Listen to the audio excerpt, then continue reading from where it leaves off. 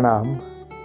સુવિચારોની સરિતા, 504 પ્રેરણાદાયી સુવિચારો, સંક્ષેપ અને સંકલન નવીનભાઈ મણીલાલ શાહ.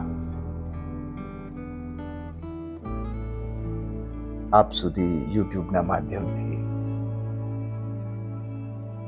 સુવિચારોનો શંખનાદ ના નામે અમે પહોંચાડીએ છીએ. આજે પાર્ટ 2 આપણે કવર કરવાના છીએ. જીવનમાં સુવાસ. જીવનમાં સુવાસનો પાર્ટ 2 શરૂ કરતા પહેલા જે વ્યક્તિઓએ આ સુવિચારો માંડ્યા છે અને એને વીણવાનું કામ, વીણવાનું સૌભાગ્ય નવીનભાઈને પ્રાપ્ત થયું છે, એ મહાત્માઓનો ઉપકાર, જાણેલા અણજાણેલા એ બધાનો કૃતજ્ઞતાપૂર્વક ઉપકાર અમે માનીએ છીએ. એક દિવસ તમને સવાલ જિંદગીથી નહીં પણ ખુદથી થશે કે સાલી જિંદગી સામે હતી ને આપણે દુનિયાદારી સાચવવામાં ખુદ માટે જીવવાનું ભૂલી ગયા.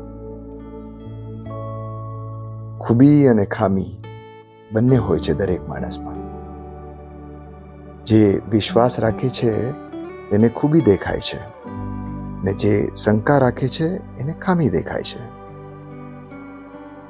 તમારી ખુશીઓમાં એ લોકો હાજર હોય છે જે તમને ગમતા હોય છે, પણ તમારા દુઃખમાં એ લોકો હાજર હોય છે જેને તમે ગમતા હો છો. जीवन में कोई प्लस करता है तो कोई माइनस करता है, कोई मल्टीप्लाई करता है तो कोई डिवाइड करता है. बस परमात्मा है जो समय आने पर सब इक्वल कर देते हैं. જેની ગાંઠ પ્રયત્નપૂર્વક ખુલી શકતી હોય તેના પર ઉતાવળે ક્યારેય કાતર ન ચલાવી, પછી એ દોરો હોય કે સંબંધો. દરેક માણસ એની જીભની પાછળ છુપાયેલી હોય છે. જો એને સમજવું હોય તો એને બોલવા દો.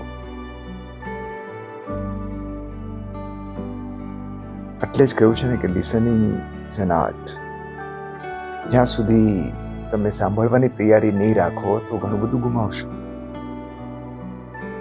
હોશિયાર માણસથી ભૂલો થાય એવું ક્યારેક બને છે, પણ ભૂલોથી માણસ होशियार થાય તેવું જરૂર બને છે. अगर मैं सोचूं कि मुझे किसी की भी जरूरत नहीं तो ये मेरा अहम है, और अगर मैं सोचूं कि सबको मेरी जरूरत है तो वो मेरा वहम है. કદાચ આપણી મિલકતના વારસદાર ઘણા હોઈ શકે, પણ કરેલા કર્મોના કરજદાર આપણે એકલા જ છીએ. આટલું હંમેશા યાદ રાખવું. દુનિયાની માટે આપ એક વ્યક્તિ છો, પણ પરિવાર માટે આપ આખી દુનિયા છો. દુનિયામાં જ્યારે પણ આપણે બહુ બધો આપણો વિસ્તાર કરી દેતા હોઈએ છીએ ને, ત્યારે ક્યાંક ને ક્યાંક પરિવાર હાસ્યામાં ધકેલાતું જાય છે. ને જ્યારે જાણ થાય છે એની ત્યારે ખૂબ મોડું થઈ ગયું હોય છે. એટલે હંમેશા યાદ રાખવું, પરિવાર માટે આપણે પોતે જ દુનિયા છીએ. કેવી છે નસીબની બલિહારી, ઈશ્વરે મફતમાં આપેલ શબ્દ કેમ છો કહેવામાં પણ આપણે વ્યક્તિની પસંદગી કરવી પડે છે. નવું કોઈ ના મળે તો ચાલશે, પરંતુ મળેલા ખોવાઈ ના જાય એ જરૂરથી જોજો. લોકો કહે છે કે પૂનમ અજવાળી છે અને અમાસ કાળી છે, છતાં પૂનમે હોળી છે અને અમાસે દિવાળી છે. જીવનમાં કિસ્મતથી ચાલે છે સાહેબ. એકલા મગજથી ચાલતું હોત તો અકબરની જગ્યાએ બિરબલ રાજા હોત.